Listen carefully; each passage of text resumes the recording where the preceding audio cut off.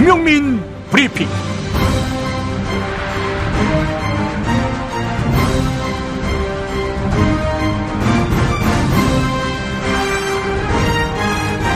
(2017년 3월 4일) 토요일입니다. 받은 몇몇 제보에 따르면 몇몇 대형교회 목사님들이 이제 광화문 친박 집회 나가라. 그렇게 교인들에게 권했고, 실제로 이제 버스를 몇십 대씩 대절을 해서 실어 나르기도 했다고 하는데, 심지어는 이제 그 기도회라고만 하고 거기가 어딘지 모르고, 도착해서 화를 낸 교인들도 있었다고 하는데, 저는 한국 개신교가 이 친박 집회에 나와 왜들 그러는 건지 도무지 이해가 안 갑니다. 아시는 분들의 답변을 정말 듣고 싶습니다. 김어준의 질문이었습니다. 많이 무식한 김어준 총수에게 답을 드리겠습니다. 김대중 노무현 정부 10년 동안 개신교와 당시 정부 사이에 틈이 아주 심각하게 벌어졌었지요. 공영방송이 교회의 대형화, 세습 등 각종 부정에 대해 조금도 봐주지 않고 비판을 가했습니다.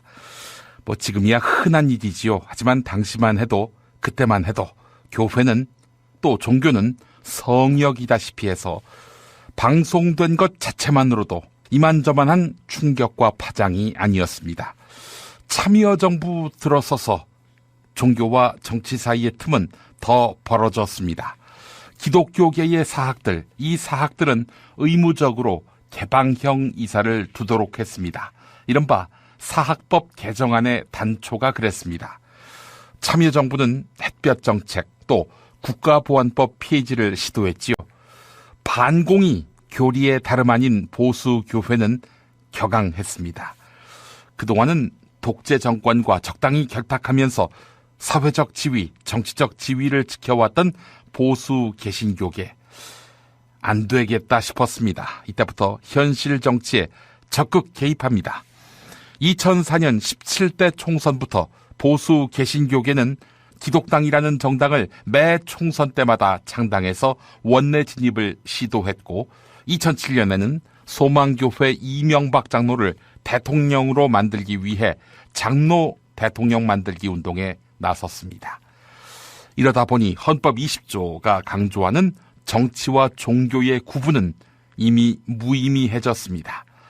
지금 대형교회는 새해부터 아스팔트 우파와 적극 연대하고 있습니다.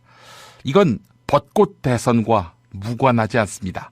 대형교회는 민주당이나 진보정당이 집권하면 김대중 노무현 시기의 교회가 공격받는 그 상황과 같아질 것이다, 이렇게 보고 있습니다. 즉, 자기들을 챙겨주지 않는, 신의 대리자로 예우해주지 않는 세상이 온다, 이렇게 믿고 있습니다. 그래서 일부의 경우지만 공산주의 사상으로 무장한 좌파들이 대한민국을 접수해서 교회를 파괴하고 결국 북괴에게 국권을 넘겨준다며 가당치도 않는 주장을 펼칩니다. 기억하십니까? 지난 총선 말입니다. 그때 보수 교회는 준동했습니다. 동성애 옹호, 오적을 꼽기도 했는데요. 민주당 표창원, 남인순, 진선미, 은수미, 민중연합당 이상규 후보를 그렇게 오적으로 꼽았습니다. 1000만 기독교인이 대동단결해서 이 5명을 낙선시키자 이랬건만 오적 중에 3적이 원내에 진입했습니다. 아울러 낙선자 2명은 보수 개신교계 때문에 낙선했다고 볼 여지는 없습니다. 그들은 마지막 발악을 했던 것이죠. 일찌감치 보수 개신교계에 잘 보이려고 박영선 같은 정치인은 자신은 동성애를 반대한다면서 차별금지법을 반대했습니다. 그런데 그 차별금지법, 본인이 공동 발의로 참여했던 법 아닙니까? 현재 개신교 교세가 계속 약화되고 있습니다. 통계청이 10년마다 한 번씩 조사하는 종교 인구는 2005년 800만 대에서 2015년 900만 대로 늘어난 것으로 돼 있지만은 이 통계는 개신교회 내부에서도 신뢰하지 않습니다. 천주교인도 개신교를 선택하게끔 착시 효과를 줬고요. 또 이른바 이단 사이비로 불리는 종교까지 다 개신교 안에 포함한 수치여서 이건 믿을 수 없다라는 의견이 중론입니다. 이런 가운데 교회나 목사의 부정비리 관련한 뉴스는 자주 소개됩니다. MBC도 예외 없습니다. 친박 방송으로 꼽혀도 말이죠. 지금 그래서 보수 개신교회는 더는 성장 동력을 찾지 못하는 위기 상황 그 자체입니다. 이러다 보니 교회는 새로 교인을 들이기보다는 기존의 교인이라도 지키는 데 혈안입니다. 그래서 기존 교인끼리 결속할 무언가가 필요합니다. 그래서 적을 만들어야 하고 적을 만들다 보니 좌파, 성적 소수자를 표적으로 삼는 것입니다. 보수 개신교를 방치하면 큰일 날지 모르겠습니다. 자꾸 교인에게 정파적 적대성을 강조한다면 상대에 대한 관용을 잃어서 상대를 제거해야 할 마귀, 사탄으로 인식하게 되고 끝내 이들은 극단으로 치우칠 수 있습니다. IS가 바로 그런 경로를 밟지 않았습니까? 합리적이고 상식적인 사회 공동체의 일원으로 거듭나는 교회. 이 교회를 만들어야 합니다. 그런 교회를 만들기 위해서 저는 목사가 되려 신학대학원에 입학했던 것이고요.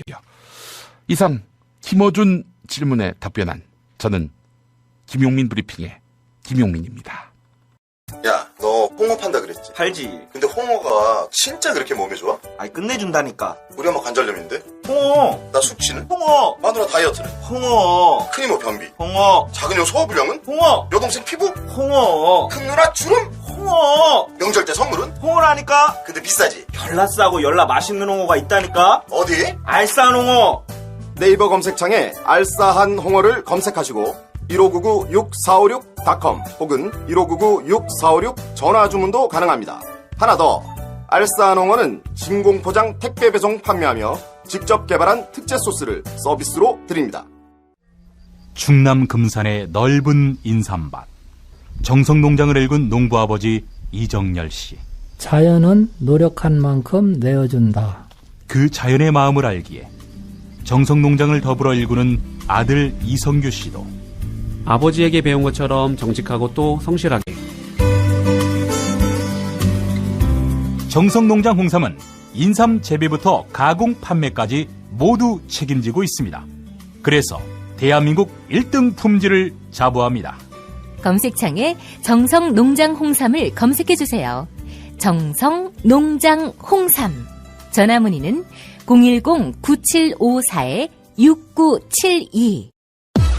이놈의 뱃살 맞는 옷이 없네. 애돌보랴 일하랴 살 뺄 시간이 없어. 다시 날씬해지고 싶어. 다이어트 전문 쇼핑몰 비타샵에서 국내산 동결건조 생식과 통곡물의 3가지 단백질 그리고 비타민 미네랄을 더해 만든 다이어트 전용 그린 스무디를 추천합니다. 이걸 어떻게 하는 거죠? 하루 한두 끼 맛있고 든든한 비타샵 스무디로 바꿔 드시면 됩니다. 1522-6648 1522-6648 혹은 비타샵을 검색해주세요. 팟캐스트 청취자분들께는 그린 스무디 한 포를 보내드립니다. 여성 여러분, 골반이 삐딱하면 허리가 아파요. 아랫배가 나와요. 골반이 바로 서야 건강도 아름다움도 바로 섭니다. 바디로직을 입으세요. 토크밴드의 입체적인 탄력이 틀어진 골반을 바로잡습니다. 간편하고 확실한 골반 교정 타이즈 바디로직. 삐딱한 남성 골반에도 역시 바디로직. 바디로직의 효과를 못 느끼셨다면 100% 환불해드립니다. 자세한 환불 조건은 홈페이지를 참조하세요. 모두가 건강하고 행복한 세상을 위한 나눔의 가치. 의료비 걱정 없는 건강하고 아름다운 사회를 위해 바디로직은 아름다운 재단과 함께합니다.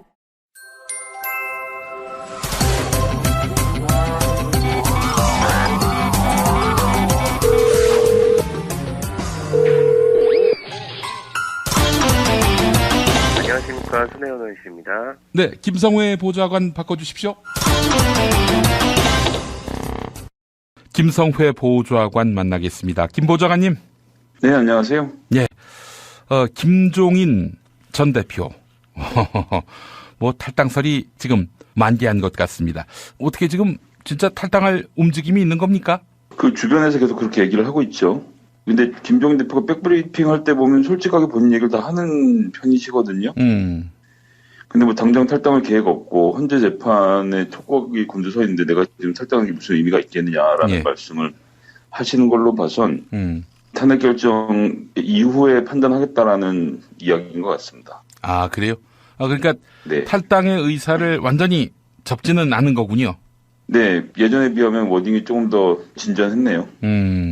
사람이 결심을 내리려면 이것저것 여러 가지 생각을 해야 할 거 아니냐, 뭐 이런 말씀도 하셨고, 예, 그렇기 때문에 조금 더 두고 봐야 되는 것 같습니다. 근데 이제 측근이라고 불리는 분들은 계속적으로 탈당 얘기를 구체적으로 흘리고 있는 거죠, 지금. 예. 측근 중에 현역 국회의원도 있습니까? 네, 저희가 알고 있기로는 그렇습니다. 최명길 의원? 그건 잘 모르겠습니다. 왜 그거 몰라요? 알아도 말 못하지. 예, 한 몇 명 정도 지금 따르는 것 같습니까? 글쎄요, 따르는 건 좀 별개의 문제인 것 같습니다. 탈당까지 같이 행동을 옮기실 분들은 저는 그렇게 많이 보지 않고 있고요. 예, 뭐 개헌 논의를 하는 분들이 다 김종인 편이다 이렇게 보기 사실 어렵고 다들 이해관계가 달라서요. 예, 그 중에서 아주 일부가 움직이실 가능성이 약간 있는 정도로 저는 보고 있습니다. 박용진 의원도 함께 합니까? 뭐 다들 가까우신 분들이지만 지역구 계시는 분들은 사실은 민주당이라는 간판 벌기 쉽지 않거든요. 그렇지. 예, 그래서 저는 대규모 탈당의 가능성은 좀 아주 낮게 보고 있습니다. 그렇다면은 비례대표 의원들 중에 추종자가 있다? 뭐 비례대표 나가면 또 이제 의원직을 상실하기 때문에 거기서도 나가기 쉽지 않을 거라고 보고요. 김종인 전 대표도 마찬가지죠. 탈당한다면은 의원직 내놔야죠. 뭐 근데 이제 여기서 저희가 좀 봐야 될 건 누가 따라 나가느냐 이런 문제라기보다는요. 왜 자꾸 탈당설 얘기가 나오나 이걸 좀 봐야 될 것 같아요. 예, 오늘 중앙일보 기사에서 나왔지만 경제민주화법을 문 대표 측이 안 밀어줘서 안 됐기 때문에 탈당하겠다 이게 워딩이잖아요. 지금 어떤 의원분의 워딩인데. 그러니까 이 탈당 논란 자체가 그러니까 김종인 대표의 탈당 얘기가 나온 지 얼마나 됐습니까? 그러면 이제 사람들이 생각하기에는 와, 김종인 이 사람 계속 나가려고 말려고 간을 보고 있는 거 아닌가라고 이제 비난을 하게 돼 있는데 저는 그런 측면보다는 장사를 하는 거죠, 지금. 그러니까 김종인 본인에 대한 얘기가 아니라 이것을 둘러싼 지형에서 이 분이 탈당을 하도록 계속 만들려고 하는 이 언론의 움직임은 무엇인가를 잘 봐야 하는데요. 문재인 후보를 불통의 아이콘으로 만들고 싶은 거예요. 예, 탈당의 이유가, 그러니까 보십시오. 김종인 의원이 지금 원하는 것은 단 한 가지입니다. 그건 뭐냐 하면 경제민주화 정책의 완성이거든요. 어떤 사람이 집권을 하든 내가 갖고 있는 경제민주화를 실현할 수 있으면 내가 끝까지 돕겠다는 생각을 하는 거고 그런 생각으로 민주당에 들어왔던 거죠. 박근혜 대통령도 그래서 지지를 했던 것이고. 근데 이게 계속 미스가 되고 잘 안 됐단 말이에요. 이제 본인은 평생의 과업을 이루기 위해서 무엇이라도 할 준비가 되어 있는 거죠. 탈당을 포함해서. 그런데 그렇기 때문에 탈당을 하는 건데 측근은 말을 뭐라고 옮겼습니까? 문 대표 측이 경제민주화법을 안 도와줘서 2월에 통과가 안 됐다. 어불성설이거든요. 지금 무슨 재앙적 총재 시절도 아니고 현역 당대표도 아닌 사람이 야 경제민주화법은 이렇게 저렇게 그런 얘기를 좀 하고 다니는 시간이 있을 것으로 보십니까? 전 그렇지 않거든요. 그러니까 이 프레임 자체가 문재인 후보가 불통이고 그다음에 재벌들하고 뭔가 친하게 놀려고 한다는 프레임을 자꾸 씌우고 싶은 거예요. 그래서 이 자체는 그 주변에 있는 의원들과 그리고 언론들이 합작해서 만들어내는 문재인에 대한 기사인 거죠. 외양은 김종인을 쓰고 있지만 그렇기 때문에 김종인 대표가 탈당할지 말지는 본인이 뭐 여태까지 보셔서 알겠지만 그 워딩대로 하는 사람이거든요. 그건 이제 워딩을 그냥 그대로 보면 될 것 같고 이 주변에서 계속 이 분탕질을 하시는 분들은 좀 글쎄요. 저는 실명으로 나와서 공개적으로 하시든가 했으면 좋겠다는 생각이 듭니다. 당내 인사입니까? 분탕질을 하는 사람이? 그렇겠죠. 나머지 분들 다 국민의당 가셔서 지금 거기서 경선을 가지고 분탕질하고 계시잖아요. 아이고, 직업이 분탕질이군요. 예, 저는 예전엔 사실 이거 좀 그러니까 양쪽에 다 문제가 있지 않았나 싶었는데 2017년 대선 룰 정하는 거 보니까 누구에게 문제가 있었는지가 좀 정확히 드러나지 않았나 싶습니다. 예. 분탕질러 어떨까요? 이렇게 이름 붙여보면. 좋은데요? 예. 분탕질러 베스트 5 이런 거 하면 나중에 꼽아보시면 재밌을 것 같습니다. 예. 근데 누군지 모르겠어요, 저는. 뭐 깊이 그 사정을 모르니까. 예. 예, 저도 깊이 한번 생각해 보겠습니다. 예, 예. 자, 네. 김종인 전 대표가 그러면 뭐, 언젠가는 탈당할 가능성이 높다. 그러면은 뭐 의원직도 없고, 그리고 지금 김성회 보좌관 말씀 들어보면 현역도 비례대표도 따라 나올 사람이 없고, 뭘 하자는 겁니까, 그럼? 누군가 대통령이 당선될 가능성이 있는 상태에서 본인이 총리를 맡겨준다면 이런 가정일 거라고 저는 보는데, 예. 지금 현재 그럴 만한 대항마가 있느냐, 저는 부정적으로 보고요. 예, 예, 예. 그렇기 때문에 그런 기운이 북돋아질 때까지는 뭐 탈당 안 하실 거라 생각합니다. 이분은 예. 경제민주화를 이루겠다라는 목표 하나를 가지고 뛰시는 분이라서 예. 폄하할 생각은 없고 그 조건이 갖춰지는지 안 갖춰지는지 봐야 되기 때문에 지금에서 탈당 여부를 가늠해보는 것은 쉽지 않습니다. 예. 아니 뭐 대통령 되려고 탈당한다 이런 보도가 나오던데 그거는 사실과 다른가요? 저는 그건 좀 아닌 것 같습니다. 아, 그건 아닌 것 같다. 아. 본인이 얘기를 했죠. 자기가 대통령을 하려고 하는 것은 아니라는 얘기를 했기 때문에. 예, 예. 약간 애매하긴 했지만 뭐 대통령까지 할 생각은 아닌 것으로 좀 보고 있습니다. 예, 알겠습니다. 자, 홍준표 경남지사가 이 노무현 전 대통령을 뇌물 먹고 자살한 대장 이런 식으로 이제 묘사를 했단 말이죠. 뇌물 먹었다는 증거가 없잖아요. 그렇죠. 이미 그 본인은 팩트를 얘기했다고 하지만 뇌물을 먹었다는 사실 자체가 팩트가 아니기 때문에. 그 의견이지. 예. 이렇게 말을 하면 안 되죠. 그런데 이제 그 유족분들이나 문재인 후보가 직접 이제 명예훼손을 고소를 해야 되니까. 예. 설마 그렇게 하겠냐 싶은 생각이 하나 있는 거고요. 예. 두 번째로 우리나라 재판의 판례상 그 공인, 특히 이제 국회의원 이런 사람들은 그 무슨 비난을 들어도 방법이 없거든요, 사실은. 그래요. 법정에서 이것이 실질적으로 처벌로 이어지는 경우가 잘 없습니다. 예. 그 욕을 먹어도 마땅한 직업이 공인 아니겠습니까, 사실? 예, 예. 그렇기 때문에 실질적 처벌의 효과가 없다는 점을 악용한 것 같아요. 이분이 이제 검사 출신이니까. 그러니까 옛날에 그 검사 시절에 피의자들한테는 어떻게 했을까? 어제 SBS에서 저도 보다 경악을 했는데요.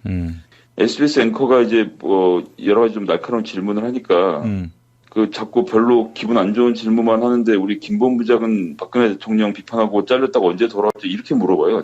거꾸로. 그런 일이 없다고 하는데 이번에 반말로 얘기하죠. 지난번에 앵커 잘렸잖아. 네. 이렇게 얘기를 하더라고요. 참 제가 보다 경악을 했는데 야, 검사실에 앉아서 이 피의자들한테는 어떻게 했을까? 이분 그때 뭘 그대로 좀 가지고 오는 건데요. 근데 저는 홍준표 지사가 놓치고 있는 게 하나 있는데 대통령 선거에 나서게 되면 말이죠. 예, 예. 예, 본인의 이득을 위해서 지금 경쟁 후보를 허위 사실로 비방한 거거든요. 그렇죠. 그것이 됩니다. 예. 출마하는 순간. 예. 그럼 공직선거법 위반이 돼서 예. 예, 되치기를 당하시게 돼 있습니다. 그래서 뭐 품격까지도 말고 인격 정도는 좀 갖추고 말씀하시는 게 좋지 않을까. 이거 상갓집에 가서 아버지가 술 많이 먹고 위암으로 돼지셨다면 이렇게 얘기하는 거랑 똑같은 거 아닙니까? 네. 예, 그리고 그것을 팩트라고 얘기하면 사람들이 팩트를 얘기했으니까 괜찮아라고 할 사람이 누가 있습니까? 저는 참 뭐 입에 담기가 부끄럽습니다. 이번 하시는 말씀들. 팩트도 아닌 이야기를 또 했죠. 그렇습니다. 예. 이게 어떻게 문재인 전 대표나 봉하마을 쪽에서 문제 제기할 가능성이 있습니까? 봉하마을은 법적 대응하겠다는 성명 발표에서 좀 뭐 진행할 거라고 보고요. 예. 예, 이 홍준표 지금 이제 출마해서 얻을 수 있는 표가 자유한국당 친박 박사모 표에 한정돼 있지 않습니까? 그렇죠. 네, 항상 말씀드린 15% 750만 표 실제로 투표를 하신 사람 600만 명 정도를 보고 하는 발언인데 이 사람들 표만 얻어서 자유한국당 후보가 되는 것만으로도 본인 인생에 좀 큰 족적을 남겼다는 생각으로 하시는 것 같은데 예. 예, 그것이 족적으로 남게 될지 아니면 다른 어떤 법적 조치를 남게 될지에 대해서 좀 한번 앞으로 좀 지켜봤으면 좋겠습니다. 예, 알겠습니다. 홍준표 지사 이런 어처구니 없는 발언을 해놓고 아마 분이 나서 그때 한마디 한 것 같아요. 제 느낌에는 기자가 네네.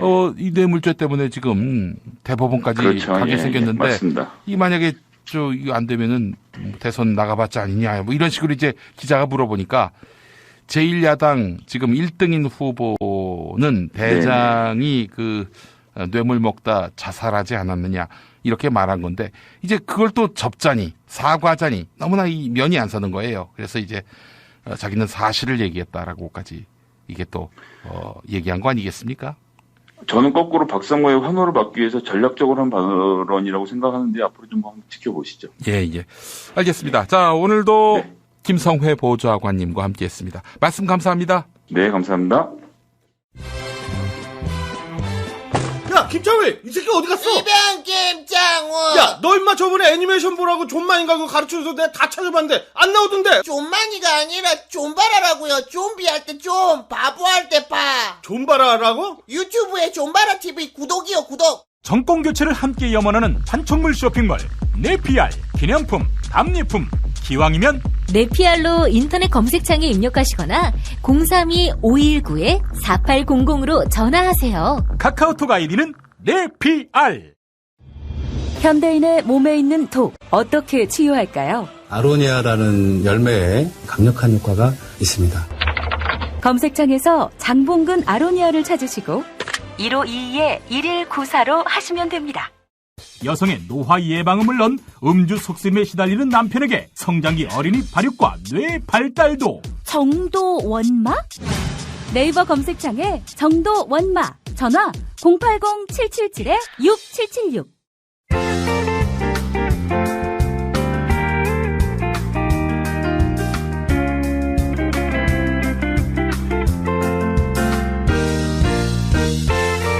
여러분 안녕하십니까? 지금부터 전국 16개 시도교육청과 무관한 2017학년도 뉴스 듣기 능력평가를 시작하겠습니다. 수험생 여러분께서는 팟캐스트의 음량을 알맞게 조절하여 주시기 바랍니다. 모든 문제는 한 번씩만 들려드리니 잘 듣고 지시에 따라 물음에 답하시기 바랍니다. 이제 시작하겠습니다. 카카, 큰일 났습니다. 뭐가 또 큰일 났어요? 헌법재판소 평의를 열었는데 기각과 인용 두 패로 갈려서 싸움이 일어난 모양이죠? 뭐 나는 8명 중에 4대4까지 바라지는 않아요. 5대3만 해도 만족해. 기각 5, 인용 3. 뭐 만족스럽진 않지만. 그게 아닙니다. 한국갤럽 여론조사 결과 여전히 탄핵 찬성이 77%로 나타났습니다. 오차 범위를 감안하면 8대2 그대로입니다. 뭐라고? 아니 그렇게 돈 쓰고 사람 모으고 유언비어 퍼뜨리고 공갈 협박해도 여전히 8대2라고? 아이 씨발 이거 어떻게 하지? 응? 아스팔트에 똥물을 부어야 하나? 응? 아예 촛불 집회에 못 나오게. 카카, 언제까지 손바닥으로 가리시고 손으로 눈 가리고 아웅하시겠습니까? 국민은 카카를 역사의 한 페이지 밖으로 이미 보내버렸다! 야, 내가 아직 청와대에 있는데 어딜 보내? 카카, 3월 10일 결정이 나면 오늘이 마지막 토요일 저녁입니다. 청와대 관저에서 보는 마지막 주말 연속극. 감회가 남다르시겠습니다. 감옥이라도 가시면 보고 싶은 거 골라보시지도 못할 테다. 야, 이 씹새끼야. 고소하냐? 그리고 자꾸 인용될 거라고 생각하는 모양인데 언제 헌재가 여론조사대로 판결하라는 법이 있어? 카카, 주말 연속극 하니까 생각나는데 혹시 이제 보기 중에 나오는 유명 드라마 중에 주말 연속극이었던 것이 뭔지 아십니까? 뭐든 물어봐. 내가 백수 때 뭘 했겠니? 1번 모래시계. 2번 사랑이 뭐길래. 3번 질투. 4번 추노. 5번 내 이름은 김삼순.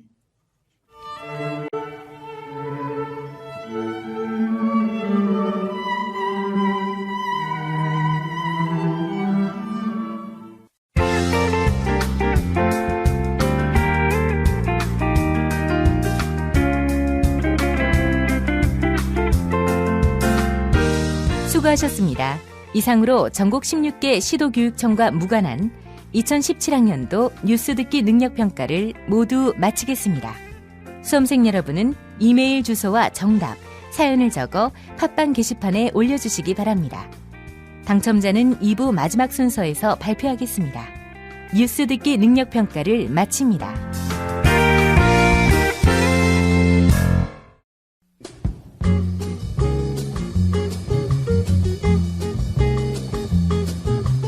안녕하세요. 김보영입니다. 하루 동안 있었던 유명 SNS 유저들의 발언들을 소개해드리겠습니다. 국회에서 박영수 특별검사팀 기간 연장과 황교안 대통령 권한대행 탄핵안 처리가 결국 무산됐는데요. 이에 대한 더불어민주당 조홍천 의원의 멘션 소개해드리겠습니다. 아침부터 직권상정을 촉구하는 기자회견을 하고 권성동 법사위원장을 찾아가 욱하는 마음을 눌러가며 나름 열심히 설명하였으나 결국 무릎을 꿇고 말았습니다. 무력감에 몸서리치며 아직도 국회를 떠나지 못하고 있습니다. 정말 죄송합니다. 또한 더불어민주당은 무한 책임을 느낀다며 대국민 사과를 했는데요. 문자당 정호희 대표가 민주당에 대해 짧게 한마디 남겼네요. 에라이. 한편 정호희 대표는 김정남 피살 사건이 영구 미제 사건이 될 것이라고 밝혔습니다. 말레이시아가 리정철을 북한으로 추방키로 한 것입니다. 리정철은 김정남 암살 사건의 핵심 용의자로 체포된 인물이었습니다.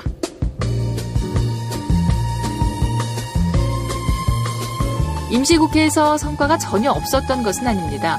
세월호 선체조사법이 가결된 것인데요. 예은아빠 유경근 가족협의회 집행위원장의 SNS 계정 살펴보겠습니다. 세월호 선체조사법이 국회 본회의에서 가결되었습니다. 남은 일은 위원회 구성 조직 운영을 놓고 박근혜의 황교안 정부, 자유당과 싸우는 것이겠죠. 더불어민주당 등 야당과 함께 제대로 된 위원회를 만들어 보겠습니다.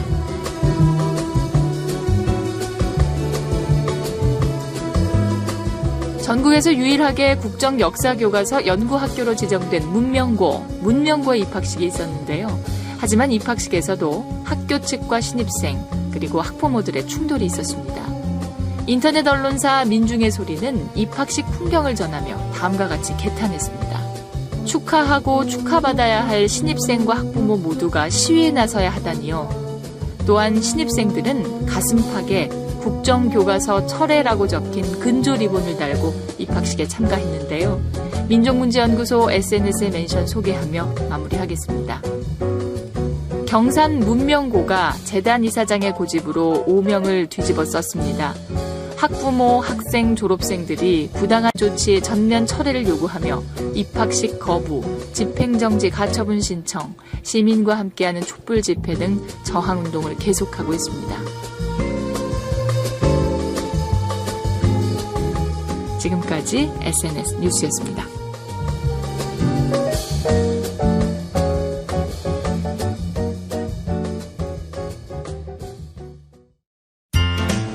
살이 꽉 찬 데다가 맛까지 끝내줘.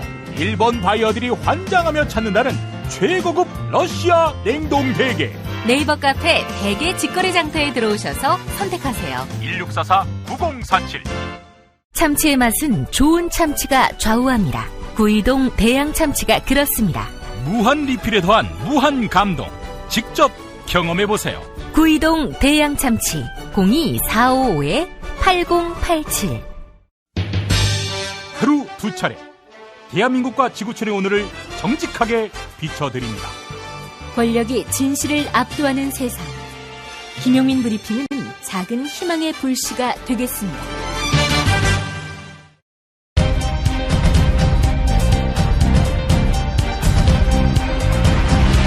김용민 브리핑 스페셜 강력한 인터뷰. 오늘도 사드 이야기로 이어가겠습니다. 롯데가 국방부에 사드 부지를 제공하기로 하면서 중국의 보복이 노골화되고 있습니다.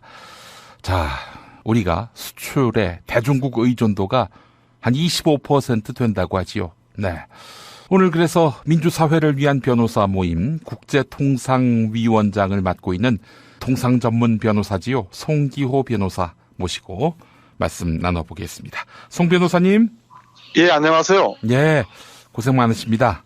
네, 감사합니다. 예, 예. 변호사님, 지금 중국이 한류를 금지하는 한한리령에 이어서 관광당국인 국가여유국이 한국행 여행 금지 조치를 내렸습니다.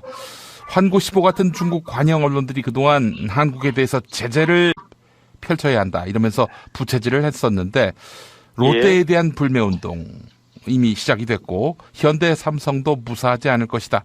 중국은 또 이렇게 공언하고 나섰습니다. 어디까지 이게 중국의 제재가 이어질지 참으로 염려스럽습니다. 우리 변호사님은 어떻게 보십니까? 지금 상황을 저는 한국 정부가 북한에 대해서 취했던 개성공단 폐쇄 조치와 비교해서 판단을 하고 싶습니다. 왜냐하면 지금 개성공단 우리가 폐쇄했던 이유가 박근혜 정부에 의하면은 개성 지역에서의 한국 기업 활동을 통해서 북한의 근로자에게 지급되는 임금이 북한의 핵무기 개발에 전용된다는 그런 이유였지 않습니까? 마찬가지로 지금 사드 문제도 중국이 단지 중국의 중앙정부나 지방정부뿐만 아니라 중국의 일반 국민들도 사드가 핵에 대한 위협이라기보다는 중국의 안보에 대한 위협으로 보고 있단 말이죠. 그래서 안보 문제이기 때문에 결과적으로 한국을 어떤 약소국화하려는 무슨 말씀이냐면 한국이 중국의 안보에 위협이 된다고 한다면 굳이 즉 한국을 강하게 할 필요가 없다. 그런 차원에서 이 조치를 취하고 있기 때문에 결국은 안보 관련 이슈를 하는 점에서 비슷한 그런 우리가 평가를 할 필요가 있다. 물론 지금 중국의 조치는 분명히 올바르게 문제를 풀어가는 건 아니죠. 그것은 특히 이제 동아시아의 어떤 중요한 역할을 하고 있는 중국이 지금처럼 이렇게 공존하다 그럴까요? 그것은 분명히 옳은 방향은 아닙니다만 그렇다고 해서 이것을 단지 우리가 막연하게 중국의 조치가 그냥 보복이다. 또는 중국 시민들은 그렇게 생각하지 않는데 중국 정부가 이것을 부추기고 있다. 단면적으로 볼 일은 아니다라고 생각합니다. 그러면은 지금 한국에 대해서 여행 안 가겠다라는 업체나 또 국민 개인의 이런 한국에 대한 제재 동참은 어떤 진심이 담겨 있다라고 봐야 되는 겁니까? 물론 중국 시민들의 어떤 일반적인 정서 이런 문제를 단순하게 정리할 수는 없겠지만 마치 이게 중국 정부의 어떤 태도에 따라서 다 해결될 수 있는 문제이고 중국인들은 마치 어떤 스스로 결정할 수 있는 그런 선택할 수 있는 그런 사람들이 아닌 것처럼 접근할 수는 없다. 무슨 말씀이냐면 이미 중국도 상당한 정도로 시장 경제화가 이루어져 있는 상황이기 때문에 저는 일정하게는 중국 사람들이 이를테면 한국이 어느 정도는 중국과의 교류를 통해서 경제가 크게 늘어났는데 그 결과가 과연 이렇게 중국에 대한 안보 위협일 수 있겠느냐라는 것을 중국 사람들이 그렇게 생각하고 있지 않은가 그런 부분도 있다고 생각합니다. 자, 중국에 대해서 이제 우리 정부 황교안 국무총리 같은 경우에는 중국과 소통을 늘려가겠다라고 얘기하고 있는데 소통 부족으로 이 사태가 발생한 것 같지는 않고요. 어떻게 지금 해법은 없다고 봐야 되는 거 아닌가요? 어떻습니까? 이 사드 문제는 단순히 지금 정부에서 말하는 소통 또는 일각에서 말하는 세계무역기구 WTO 제소 그런 차원으로 해결할 수 있는 문제는 아니고요. 문제는 과연 한국 정부가 중국 정부 또는 중국 사람들을 설득할 수 있겠느냐. 즉 사드가 중국의 안보에 해가 되지 않고 단지 북한의 핵에 대한 한국의 자의적인 조치라고 과연 설득할 수 있겠느냐는 거죠. 왜냐하면 아시겠습니다만 사드는 단순한 어떤 요격 무기만이 아니라 레이더 어떤 탐지 기능도 같이 가지고 있지 않습니까? 그런 점에서 지금의 미국이 원하는 방식의 이 사드를 유지하는 한은 중국을 설득하는 것은 불가능하다. 즉 황교안 총리가 말하는 소통이라는 것은 이루어질 수 없는 상황이라고 봅니다. 결국은 이것을 해결할 수 있는 방법은 한국과 중국 사이의 소통의 문제가 아니고 결국은 미국과 중국 사이의 문제거든요. 기본적으로 이 사드는요. 그렇기 때문에 한국이 어떻게 하면 미국과 중국의 입장차를 최대한 좁힐 수 있느냐. 이를테면 미국의 진정한 의도가 북한 핵에 대한 대응이라고 한다면 그러면은 사드의 레이저 탐지 거리를 중국이 원하는 방향으로 일부 조정한다든지 예. 미국과 중국 사이에서 이 문제가 좀 더 해결될 수 있는 어떤 방안이 없겠는가. 즉 어떻게 하면 중국과 미국을 조금 더 조금씩 움직여 볼 수 있겠느냐. 예. 이런 차원으로 접근을 해야 된다고 보는 거죠. 그런 방법이 없잖아요. 근데 지금 우리의 그 어떤 역량과 우리가 뭐 할 수 있는 재량권을 넘어서는 거 아닙니까? 미국의 전체 MD 계획 속에 있는 한국의 사드 배치인데. 바로 그 점이죠. 이제 지금까지는 MD가 아니라고 했는데 지금 트럼프가 솔직하게 이야기했지 않습니까? 그렇다면 과연 이제 잘 말씀하신 것처럼 우리 자신의 어떤 역량, 우리 자신의 선택의 문제인데요. 기본적으로 이 문제의 성격을 우리 입장에서 규정해야 된다고 저는 봅니다. 예. 그러니까 사드가 정말로 필요하다면 어느 범위에서까지 필요한가? 네. 이를테면 아까 말씀드린 것처럼 이게 북한 핵에 대한 어떤 자의적인 어떤 대응적인 조치라고 한다면 예. 그 범위 내에서만 사드를 하는 것으로 미국과 협의를 해야겠죠. 예. 그리고 특히 우리가 이 점에서 유의할 부분이 예. 사드 배치가 어떠한 법적 절차를 거쳐서 배치되는가. 예. 즉 사드 배치할 권한을 누가 가지고 있는가.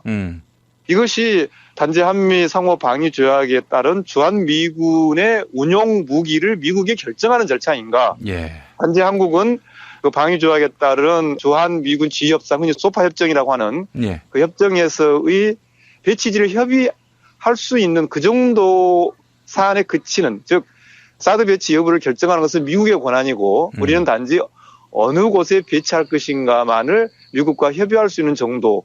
과연 이게 그런 문제인지. 예. 즉 사드 배치가 어떠한 법적 근거에서 어떤 법적 절차를 통해서 배치되는지도 정부가 명확하게 밝혀야 되고요. 예. 만약에 미국이 이거는 주한미군의 한미 상호 방위 조약에 따른 무기 배치 결정권이라고 한다면 그런 것을 행사하는 것이라면 그러면 누구의 비용으로 어떤 식으로 미국이 그런 권리를 행사할 것인지, 그리고 과연 그러한 상호 방위 조약에서의 미국의 무기 배치권에는 그러면 아무런 제한이나 한계가 없는 것인지, 근본적으로 우리의 입장에 서서 우리의 법치주의를 어떻게 이 안보나 국방 영역에서도 적용할 것인지, 이런 관점에서 새 정부가 들어선다면 제대로 대응을 해야 된다라고 보는 거죠. 예. 근데 이제 중국의 그 제재가 가시화됐고 실행이 옮겨지고 있는 단계인데요.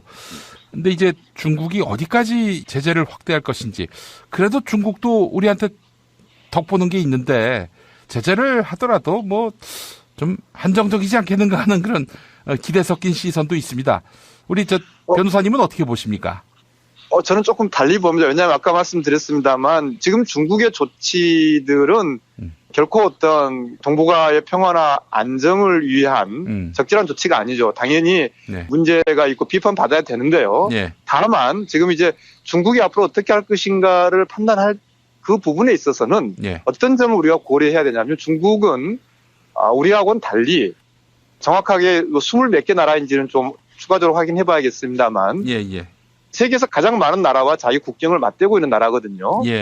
즉 중국이 염려하는 것은 한국에게 사드가 쉽게 배치될 경우에는 이를테면 필리핀이라든지 베트남이라든지 중국이 사드로 포위될 상황들을 염려하는 거죠. 무슨 말씀이냐면 단순히 이게 중국의 입장에서 중국에 투자하는 한국 기업의 수가 감소한다든지 또 중국의 새로운 어떤 뭐 제조업이라든지 현재 중국의 어떤 공급 과잉된 부분이 한국에 수출되는 부분이 줄어든다. 그러한 이익은 중국의 안보 이익이라든지 아까 말씀드린 대로 여러 나라들을 국경에 주변에 두고 있는 중국의 안보 이익의 관점에서는 대단히 중요하지 않을 수 있다. 저는 그런 점에서 이를테면 센카쿠 때의 미일처럼 그렇게 그만두고 말 것이다라고는 생각하지 않습니다. 그렇다면은 이게 지금 경제 논리를 완전히 무시하고 안보 논리로서 지금 중국이 한국에 대한 그런 공세를 벌이고 있다라고 봐야 되는 거군요. 적어도 이것이 중국이 말하는 어떤 본질적인 이익과 직결되어 있는 문제라는 점을 저는 지적하고 싶습니다. 알겠습니다. 지금 우리가 미국 때문에 굉장히 고생하고 있는 상황인데 미국은 도와주기는커녕 한미 FTA로 자기들이 무역 적자를 많이 보았다. 한미 FTA를 개정해서 미국의 이익을 좀 더 확대해야 되겠다. 이렇게 나오고 있단 말이죠. 이 부분은 어떻게 보셨어요? 예, 우선 한미 FTA 말씀드리기 잠깐 전에 아까 제가 그 사드 WTO 제소 뭐 이렇게 검토하겠다는 정부 발표를 언급했습니다만 그건 대단히 본질과도 어긋난 것이고 무언가 하고 있는 듯한 그런 신용을 만들어주는 것밖에 안 되는 거죠. 왜냐하면 WTO라는 것은 3명의 변호사들이 하는 것인데 그런 외국 변호사들이 이런 중요한 사드나 안보 문제를 해결할 수 없는 것이고요. WTO에 간다 하더라도 나올 수 있는 결과는 결국은 중국이 WTO 결정을 따르지 않을 경우에 중국산 제품에 대해서 한국에 관세를 더 부과하는 그런 것밖에 없거든요. 그러니까 정부가 이 문제에 대해서 WTO 운운하는 것을 제가 봤을 때 이것이 과연 문제를 해결하려고 하는 어떤 진정한 노력인가 전혀 아니다라고 말씀드리고 싶고요. 지금 한미 FTA 관련해가지고는 조금 이제 이슈가 다를 수 있습니다만 결국은 이제 사드는 안보의 어떤 핵심 이익을 강력하게 보호하는 것이었다고 한다면 지금 미국의 한미 FTA에 대해서 가지고 있는 입장은 저는 그건 상당히 어떤 내부의 어떤 정치적인 논리다. 무슨 말씀이냐면 아시겠습니다만 지금 트럼프가 힐러리를 이길 수 있었던 가장 큰 원인이 제조업 그러니까 몰락하는 제조업의 하층 노동자 계층이었지 않습니까? 그런 점에서 트럼프는 자신의 주된 지지 계층인 백인 노동자들의 어떤 최소한의 그런 제조업을 미국에서 유지하고 만들어주고 싶은 거죠. 그런 관점에서 한미 FTA 재협상이 나오고 있다. 그렇게 생각합니다. 그렇다면은 미국이 지금 나오고 있는 태도는 뭐 진짜 한미 FTA 개정을 목표로 한 그런 요구가 아니라 뭐 복선이 깔렸다는 의미로 봐야 되는 겁니까? 지금 이제 한미 자유무역 협정이라는 것은 이제 양자간이기 때문에 기본적으로 어느 때든지 뭐 서로 협상을 요구할 수 있는 거죠. 아마 지금 이미 이제 한미 자유무역 협정에 대한 어떤 재협의를 저는 진행하고 있다라고 보는데 그러니까 미국은 그런 것이겠죠. FTA를 전체적으로 이 협정문을 어떻게 바꾸느냐 마느냐가 문제가 아니라 그래도 미국 국내에서 유지하고 싶은 제조업들을 유지하기 위해서 한국이 그 관련 제품들을 많이 사주고 그리고 그 제조업을 위협하는 한국의 수출을 막고 그런 구체적인 어떤 결과를 바라겠죠. 이를테면 트럼프 정부가 원하는 것은 한미 자유무역 협정의 특정 어떤 협정문을 어떻게 고치자는 것이 아니라 이를테면 미국산 자동차를 한국에서 최소한 1년에 몇만 대 이상은 사줘야 된다. 또는 현대차나 한국의 자동차가 미국에 수출되기 위해서는 이를테면 최소한 미국 노동자를 일정 수준 이상 고용해야 된다. 그런데 지금 이제 WTO라든지 FTA에서는 의무적인 그런 고용은 금지하고 있기 때문에 그건 결국은 결과적으로 수출하지 말고 미국에 와서 미국 노동자를 고용해서 자동차를 만들어라. 그러니까 가급적 미국 바깥으로 미국 공장에 나가지 않게 하는 그런 구체적인 성과를 내기 위해서 한국 정부를 지금 압박하고 있는 상황이라고 봅니다. 그러니까 이제 뭐 FTA 협정 바꾸는 것보다는 이제 미국의 이익을 확대할 수 있는 방법으로 이면 합의라도 보자 이런 얘기인 것 같네요, 보니까. 네, 그렇죠. 이게 참 우리가 우방이라고 생각했고 어려울 때 참 의지할 친구로 생각했는데 여하간 국제사회는 뭐 친구고 혈맹이고 그런 거 없다. 이익 앞에서는 그런 생각이 드네요. 변호사님 오늘 바쁘신 중에 이렇게 전화 연결을 한 것 같아서 너무 죄송합니다. 네, 제가 기차를 타는 중이라서 좀 연결 상황이 좀 좋지 않았습니다. 그런데 참 좋은 말씀 너무 잘 들었고요. 감사합니다. 오늘 또 이렇게 응해주셔서 고맙습니다. 감사합니다. 금으로 된 방을 줄까, 은으로 된 방을 줄까, 아니면 동으로 된 방을 줄까? 그런 거 말고 중개 수수료 없는 직거래 방으로. 그럼 네가 알아봐야지. 그런데 직거래 불안하지 않나요? 걱정 마세요. 두꺼비 세상이 있습니다. 진정한 소유자와 계약하는 건지 이중 계약은 아닌지 등의 문제는 물론 집주인이 나중에 보증금을 안 돌려주면 나 대신 소송까지. 여기서 끝이 아닙니다.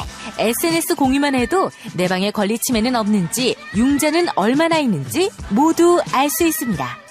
웹에서도 앱에서도 두꺼비 세상. 야, 딴지마켓 좀 봐봐. 이담채 김치 게시판 지금 보고 있어? 왜요? 뭐가 문제 있나요?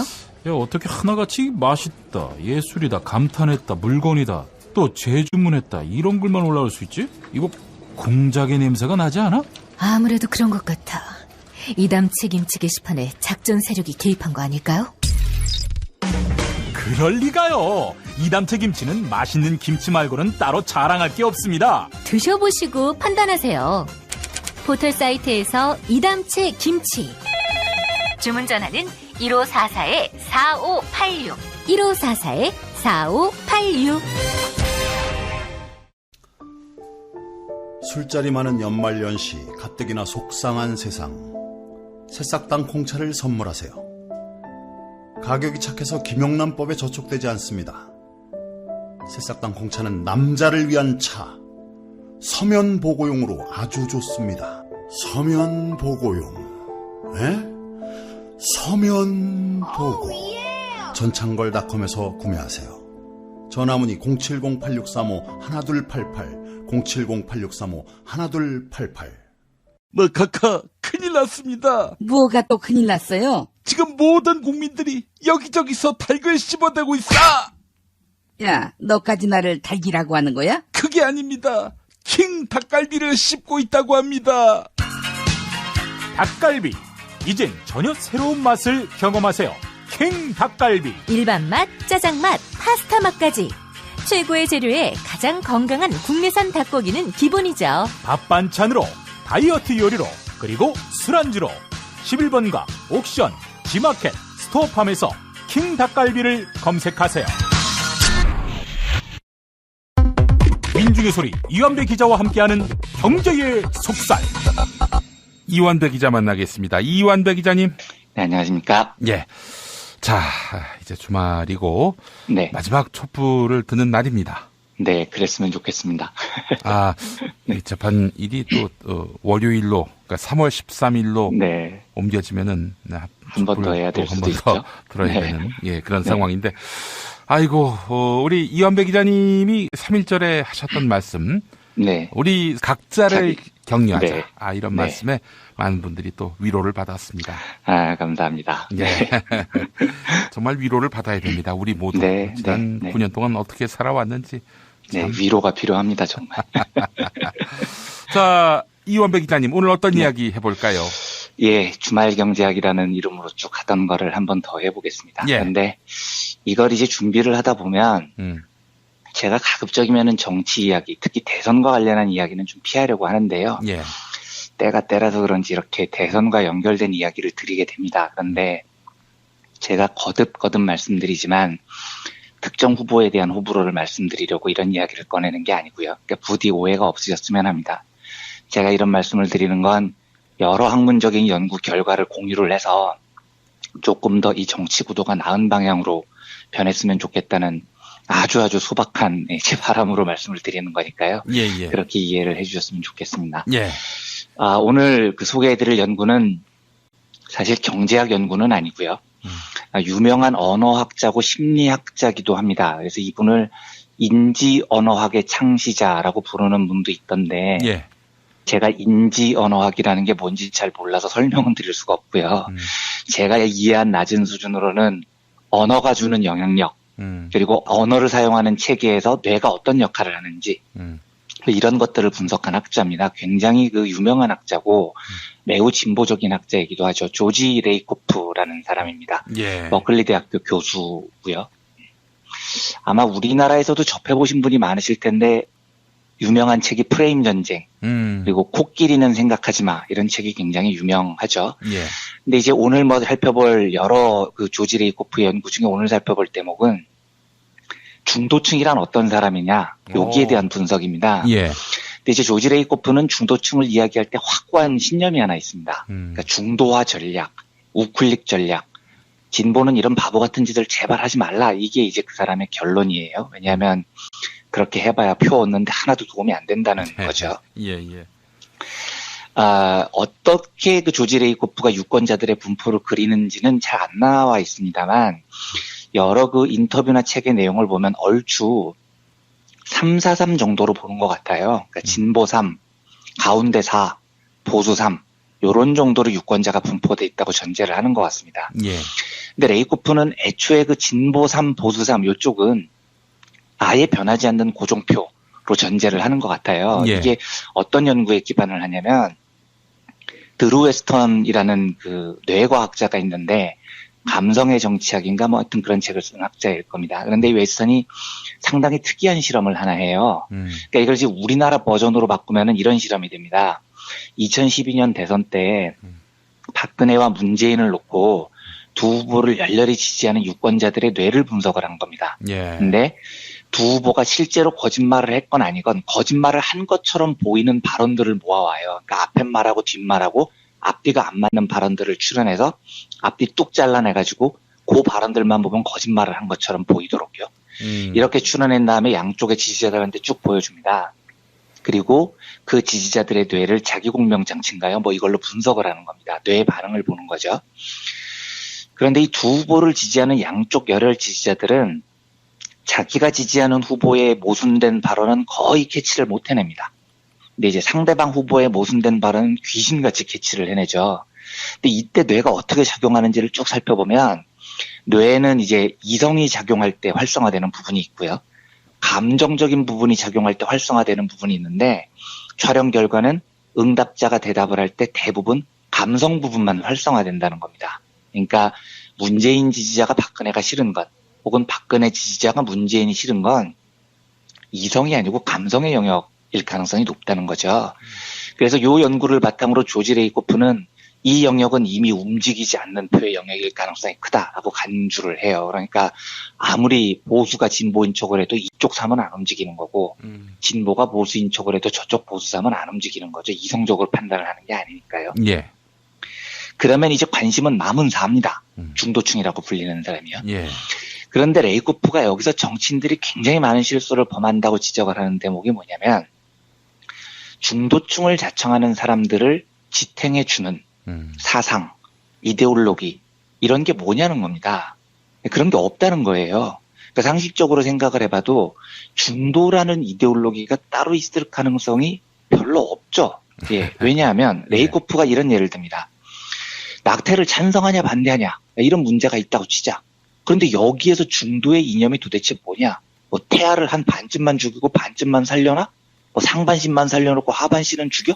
그런 방법이 있어? 없잖아. 이렇게 물어보는 겁니다. 그러니까 중간쯤에 위치한 이념이라는 건 찾으려고 아무리 노력을 해봐도 잘 안 나와요.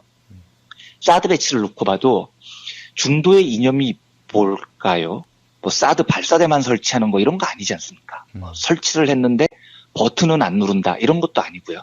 이 중간 이념이라는 건 실체가 매우 모호합니다. 성소수자에 대한 입장도 마찬가지죠. 중도는 성소수자에 대한 어떤 입장을 갖고 있습니까? 뭐 게이 결혼은 허용하고 레즈비언 결혼은 안 되고 뭐 이런 건가요? 아니죠. 그런 이념이라는 건 없다는 겁니다. 그래서 레이코프는 중도라는 이념이 허구, 환상, 혹은 뭐 메타포, 은유, 가상의 공간 이렇게 부릅니다. 그러면 실제 중도는 어떤 모습으로 드러나느냐? 이 사람들도 여러 이슈에 대해서 찬반 의견이 분명히 있다는 거죠. 예. 그런데 어떤 문제에 대해서는 진보적이고 어떤 문제에 대해서는 보수적이라는 겁니다. 그러니까 의사결정이 다양한 방법에서 흩어져 있을 뿐이지 각 이슈마다 어정쩡한 중도라는 위치를 지키지 않는다는 거예요.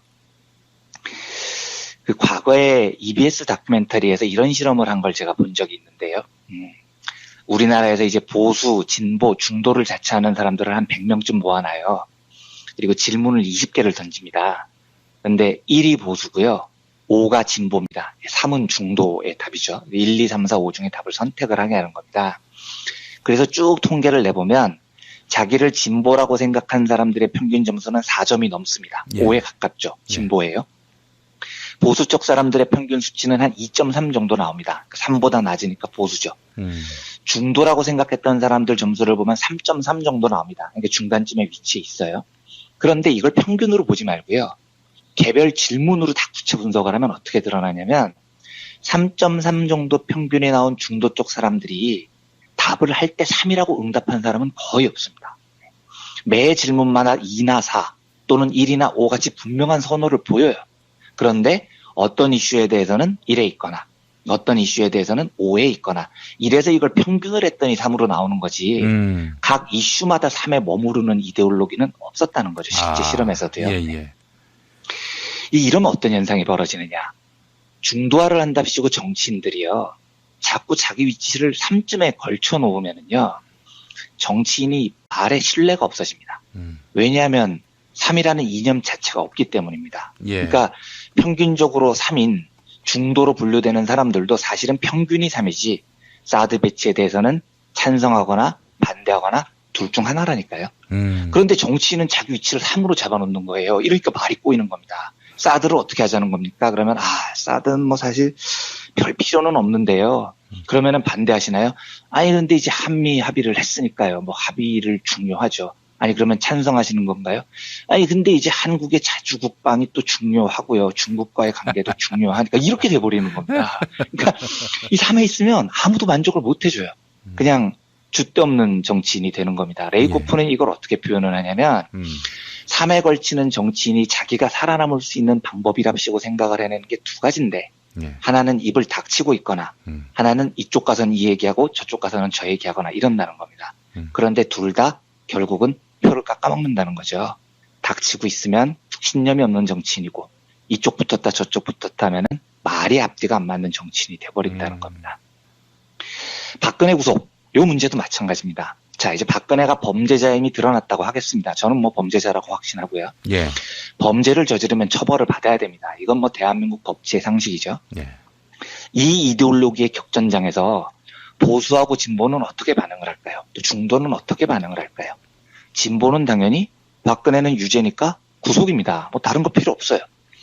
보수는요, 야, 박근혜가 죄가 있지만 구속은 안 돼. 이러지 않습니다. 보수는 뭐라고 생각을 하냐면 박근혜는 죄가 없다고 생각을 해요. 정치 살인을 당했다고 생각을 합니다. 뭐 3.1절 집회 때 저는 못 들었지만 김용민 PD님이 얘기해 주셨는데 박근혜를 살려내라 뭐 이랬다면서요. 저 사람들의 마음속에서 박근혜는 무죄인데 억울하게 죽은 겁니다. 그러면 이 이데올로기 싸움에서 중도화 전략을 구사하겠다는 정치인이요. 어디에 서겠습니까? 박근혜는 유죄인데요. 대통령도 했고요. 국민화합도 중요하잖아요. 그러니까 구속은 안 시키는 게 어떨까요? 그러면 용서하자는 얘기입니까? 용서는 아니죠. 용서는 아닌데 그래도 국민화합 차원에서 그러니까 유죄라는 사실은 우리가 잊지 말고요. 그런데 이제 구속은 안 된, 그게 용서하자는 얘기 아닌가요? 용서는 아니라니까요. 뭐 이렇게 말이 어버버가 돼버립니다. 네. 아무도 만족을 못 시켜줘요. 우리나라에서 박근혜가 유죄냐 아니냐, 박근혜가 구속이냐 아니냐에 대해서 어정쩡한 이념을 가진 사람이 몇이나 되겠습니까? 예. 분명히 사람들의 다 의지가 있다니까요. 박근혜는 유죄임으로 구속하자, 아니면 박근혜는 무죄니까 살려내라. 이 두 가지의 의지가 있는 겁니다. 그런데 중간에 있으면 아무도 만족 못 시켜주는 바보 같은 전략이 돼버리는 거죠. 그래서 레이코프가 어떻게 얘기를 하냐면 343으로 분포가 돼 있을 때요.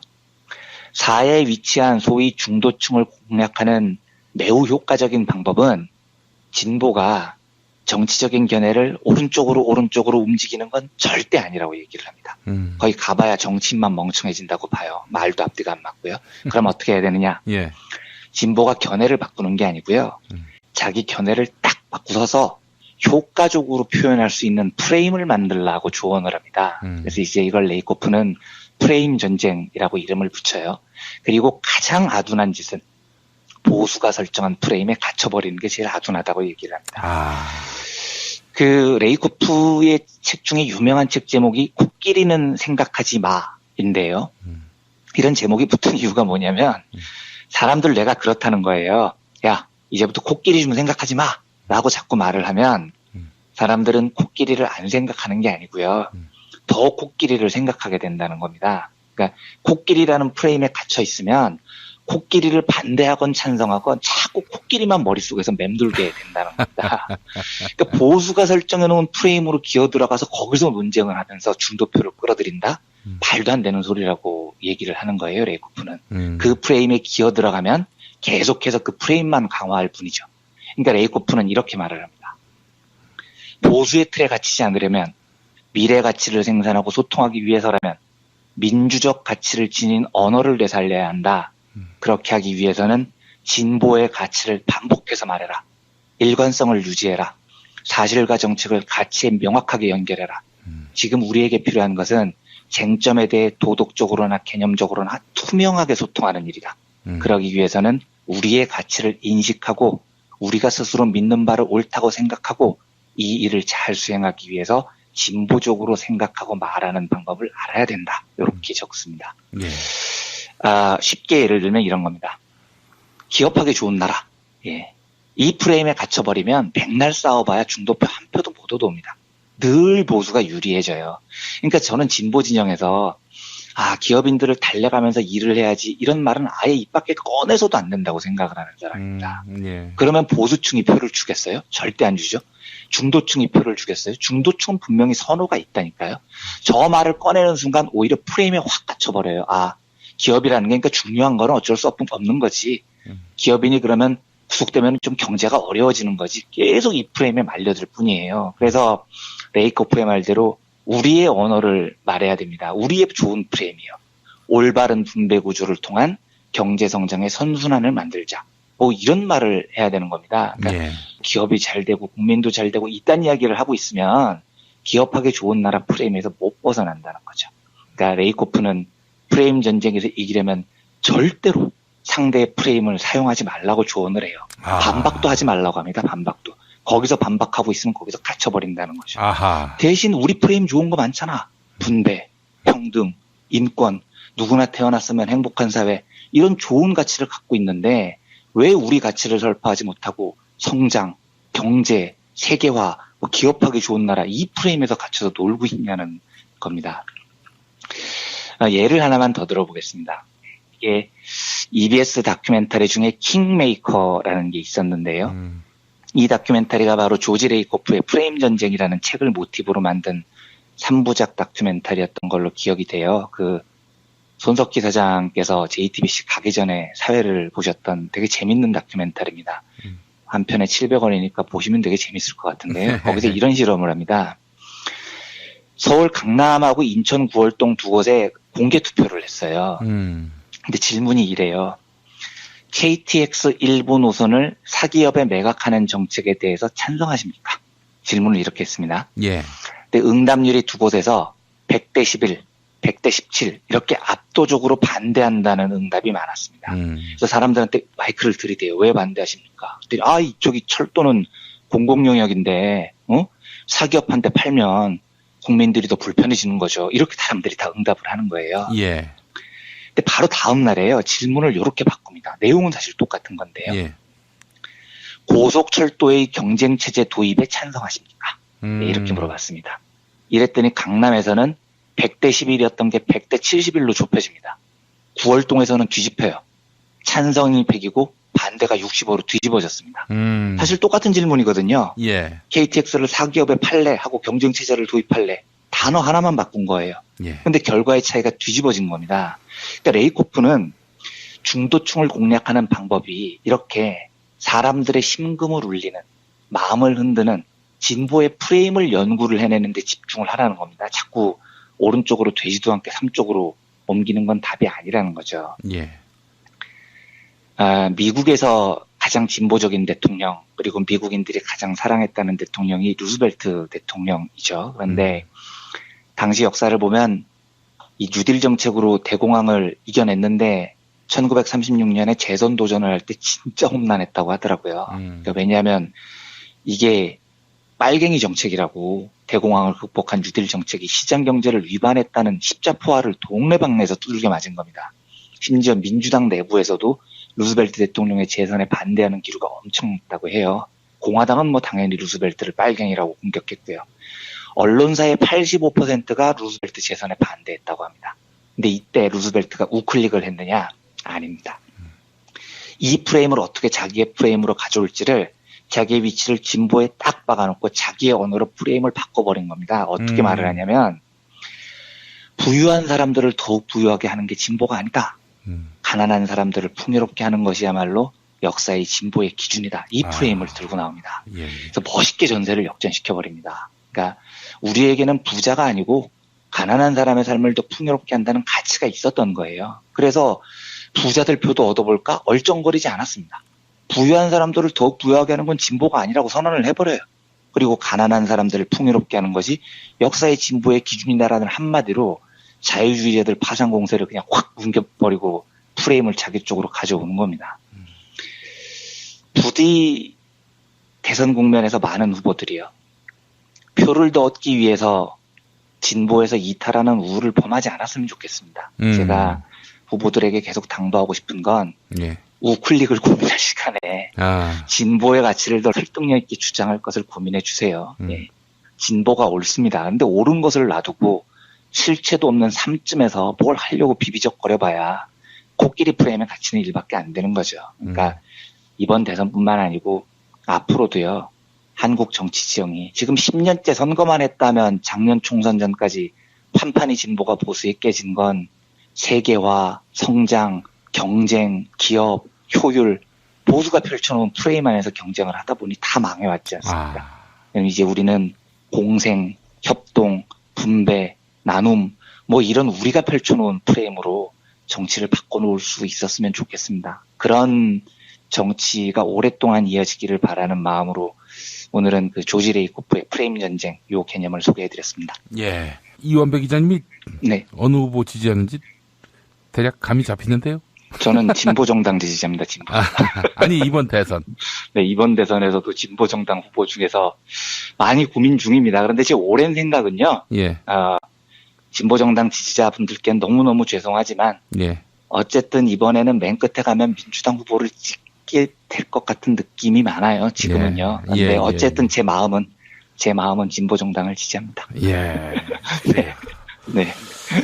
아이고 참 이게 비겁해서 그런 것 같아요. 비겁해서. 확신이 없는 거죠. 진보의 오름과 그 가치로 충분히 이길 수 있고 그 프레임으로 견뎌낼 수 있다는 확신이 많이 부족하신 것 같은데 여러 그 국면들에서 보면 예. 그게 우리가 지금 그 김영삼이 펼쳐놓은 세계화 이후에 오랫동안 보수 프레임에서 못 벗어났기 때문일 수도 있고요. 시대를 움직이는 지도자는 그러니까 정권 교체가 아니라 정말로 시대를 바꾸는 지도자는 대통령의 이름을 올리는 게 아니라 이 프레임을 바꿀 수 있는 지도자라고 저는 믿습니다. 예. 그럼 정치 지도자들께서 꿈을 크게 가지시고요. 시대의 틀을 바꾸는 그 지도자가 되겠다는 꿈을 가지셨으면 좋겠어요, 저는. 예. 알겠습니다. 자, 이원배 기자님 한 주 동안 고생하셨습니다. 네, 감사합니다. 여러분 안녕하세요. 민중의 소리 아나운서 정혜림입니다. 이 어묵한 여왕님 치하에서 다들 잘 견디고 계시죠? 오늘도 종편의 주옥 같은 헛소리에 혼이 정상인 듯 정상 아닌 비정상 같은 여왕님의 우주 타령에 고구마 100개쯤 한꺼번에 삼킨 듯 답답한 마음에 죄 없는 가슴팍만 두들겨대고 계세요. 이젠 시원한 사이다 같은 민중의 소리와 함께하세요. 잘 키운 진보 언론 열종편 안 부럽습니다. 한 달 10,000원 소액 CMS 후원으로 민중의 소리에 큰 힘이 되어주세요. 1661-0451 1661-0451 전화 기다릴게요.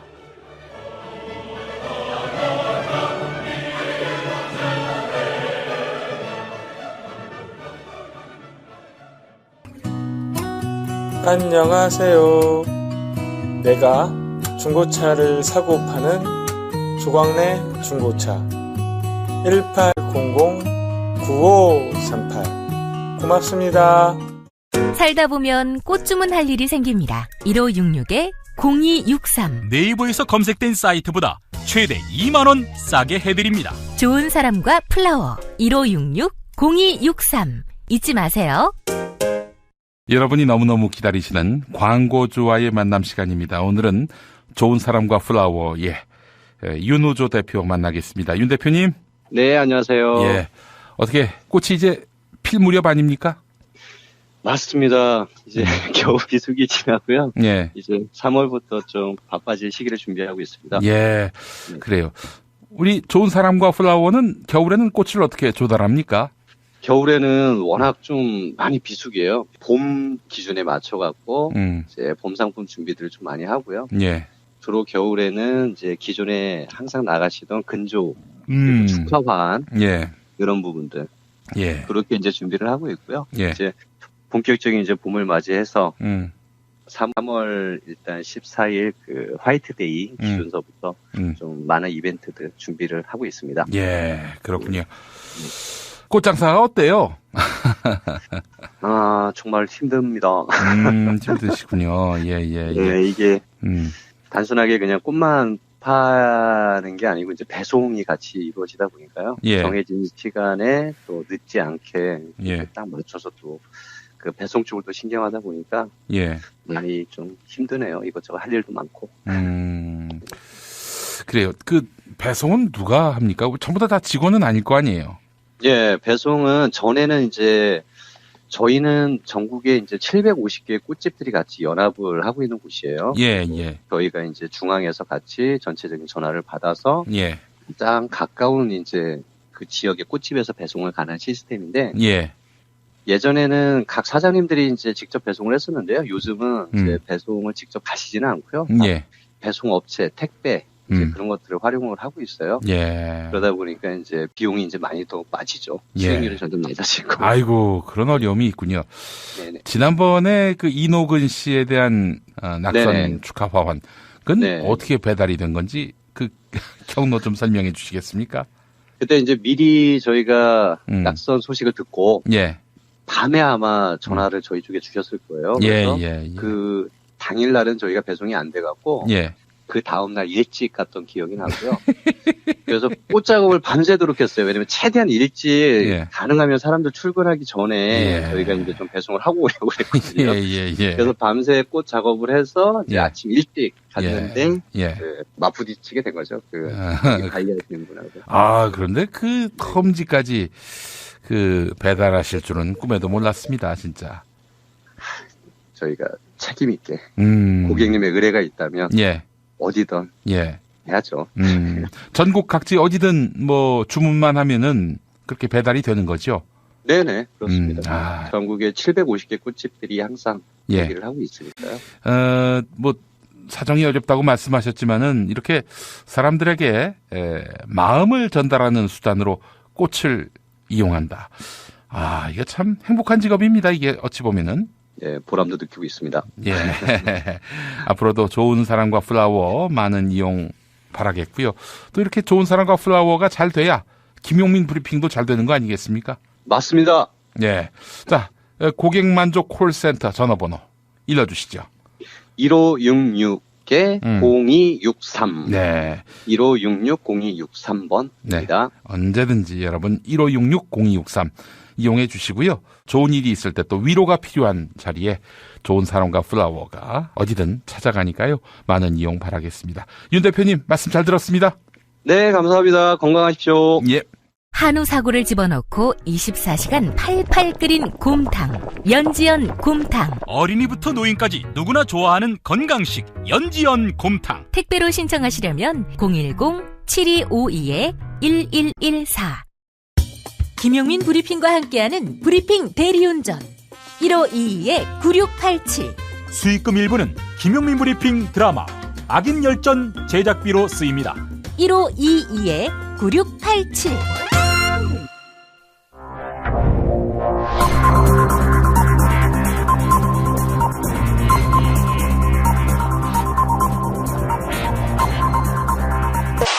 공화국 논평.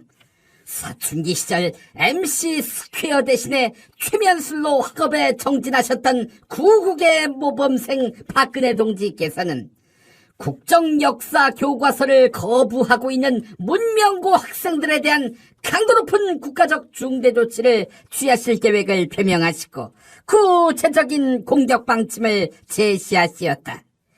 경애하는 박근혜 동지의 단호한 결심은 혼이 비정상인 문명고 학생들에 대한 격한 분노의 표시다. 문명고 학생들은 성스러운 입학식에서조차 국정역사 교과서를 철회하라며 시위를 벌였다. 이것은 중학교에서부터 제대로 된 역사를 배우지 못해 혼이 비정상이 된 청소년들이 고등학교에 진학하여 말썽을 부리는 것으로서 박동지를 참을 수 없이 모독하고 우롱하고 천추의 한이 될 망동의 다름 아니며 처절한 대가를 자초할 악수 중에 최악수의 다름 아니다. 따라서 국정역사 교과서는 중학교에서부터 초등학교 산모 뱃속에서부터 태교로 가르쳐야 할 것이다. 심지어 문명고에서는 국정역사 교과서를 가르칠 교사가 없다고 한다. 기존 교사는 물론이고 신규 채용된 강사마저 모두 수업을 거부하고 있는 것이다. 교사로 취직해놓고도 수업을 거부하는 것은 수많은 취업준비생들에게 박탈감을 주는 행위 아닌가. 또한 중동은 물론이고 청년들을 취업시켜달라며 일본 기업에까지 머리를 조아린 박근혜 동지의 노력을 무시하는 처사로서 이는 박근혜 동지에 대한 체질적인 거부감과 적개심을 노골적으로 드러내는 추호도 용납 못할 포악무도한 도발 행위에 다름 아니다. 이제라도 문명고 학생들은 박근혜 동지를 찾아가 참회의 눈물을 흘리며 국방부에서 사드 부지를 바쳤건만 고작 홍준표에게만 칭찬을 받고 중국 사업은 말아먹게 생긴 롯데골만은 나지 않게 해달라고 이 말을 땅에 찍고 반성해야 할 것이다. 만약 거절할 시에는 박근혜 동지의 치솟는 분노와 경천 동지의 탄압의 불벼락을 피할 수 없게 될 것이다. 김용민 브리핑이 선정한 오늘의 칼럼은 경향신문 정동 칼럼 거악과의 싸움입니다. 이정우 경북대 명예교수의 글인데요. 소개하겠습니다. 권력층의 뇌물 사건을 다루는 도쿄지검 특수부는 그 수사가 엄정하기로 소문이 나 있다. 정계 재계의 거물급 인사라도 그 칼날을 피해 나가기 어렵다고 한다. 12여 년 전 삼성 X파일 녹취록을 보면 이건희 회장이 도쿄지검 특수부에 대해 높이 평가하는 대목이 나온다. 도쿄지검 특수부가 원래 이런 빛나는 전통을 가진 것은 아니다. 100년이 넘는 일본 검찰 역사에 기계 있는 검사가 가물에 콩 나듯 더러더러 나타났지만 대체로 검찰은 권력에 순응하고 있었다. 원래 일본은 학연, 지연이 강하게 작용하는 독특한 문화 때문에 부패가 많은 나라다. 과거 숱하게 벌어진 부패 사건에서 정재계의 거물급은 권력을 이용해 교묘히 법망을 빠져나가곤 했다. 그래서 일본 검찰은 한국과 마찬가지로 권력의 신여라는 오명을 안고 있었다. 그러나 1976년 터진 로키드 사건이 전기를 이루었다. 도쿄지검 특수부 검사들은 로키드에서 거액의 뇌물을 받은 다나카 가쿠에이 전 총리를 물고 늘어졌고 결국 그를 구속시키는 계가를 올렸다. 다나카는 1, 2심에서 유죄 선고를 받았고 대법원에 상고하던 도중 세상을 떠났는데 사후 대법원은 다나카의 유죄를 확정했다. 도쿄지검 특수부 출신으로서 검찰의 임무는 거악과 싸우는 것이라는 신념으로 평생을 살았던 이토 시게키 전 검찰총장은 다나카 수뢰 사건의 재판을 보면서 검찰의 자세에 관해 이런 명언을 남겼다. 검찰은 늘 배고프지 않으면 안 된다. 그리고 사회를 감시하는 날카로운 눈을 잃어서는 안 된다. 국민의 마음으로 매와 같은 날카로운 눈으로 사회의 움직임, 경제의 흐름 등을 응시할 때 검찰이 맞붙어 싸워야 할 거악의 희미한 윤곽이 떠오를 것이다. 네. 이번 박영수 특별검사 수사가 일본의 1976년 같은 전기가 될까요? 그렇다고 보기엔 특검 수사가 너무나 이르게 종결됐습니다. 김용민 브리핑을 모두 마치겠습니다. 2부가 곧 올라옵니다.